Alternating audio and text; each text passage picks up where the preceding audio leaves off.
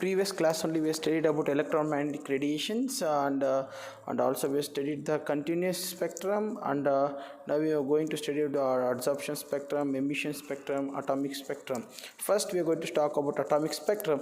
Atomic spectrum is nothing but the range of characteristics frequency of electromagnetic radiations that are readily observed or emitted by an atom. You see the diagram, the prisms are eliminating the colors while using the discharge tubes, and it gives the different colors like sodium gives yellow, potassium gives violet, calcium gives red. The atomic spectrum and objectives determine the emission spectrum of hydrogen and other atomic spectrum. We can identify the different elements and its spectrums, and we can also calculate the wavelength of the hydrogens by using Reiber's equations and determine the unknown solution by using the flame test. We can give any element, it shows the colors, we can determine the atomic spectrum. So determine the colors of the solutions by using solids. Okay, it is the use of atomic spectrum. Next we are going to study about atomic emission spectrum or line spectrum.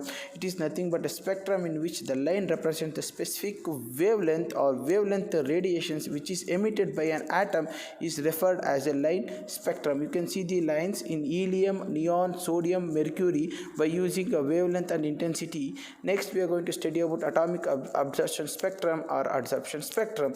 You see, while the continuous spectrum shows the colors and emission spectrum shows the lines, when come to adsorption spectrum both shows when the light is passed wavelength or not and elements at wavelength light be absorbed contains a dark line atomic absorption spectrum. You can see in the previous slide I shown the diagram also. When white light is passes through cool vapors, the element certain wavelength may be observed, thus certain wavelength does not observe transmitted light. The spectrum contains a dark line is called atomic adsorption spectrum. We also call that AAS. Next we are going to study about atomic spectrum of hydrogen. It is introduced by J.J. Balmer in 1884. Means it shows the discharge tube is taken and is passed through a slit and it passed through a lens or prism. It shows the four colors, that is violet, blue and bluish green, red.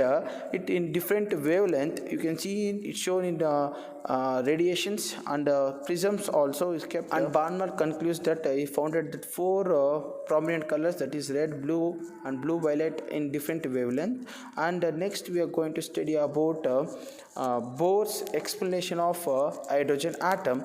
Means you see the electrons are absorbing from N2 to N1. Bohr's explanation of hydrogen spectrum, you see it shows the N2 to N1, the electrons are coming through N3 to N1, N4 to N1, N5 to N1. It is called a Raman series. In which we'll similarly we'll got Balmer, Paschen, Brackett, Pfund. Paschen and Brackett, Pfund are we'll see in infrared radiations or infrared rays. Balmer we can see in visible rays, and also Raman series we can see in UV rays. You see these Balmer and Paschen and Brackett and Pfund and Raman series all we come from electrons from higher orbital to lower orbitals. Okay, next we write that tableau column. In this tableau column we can see series N1 and N2, region and lambda naught and wavelength.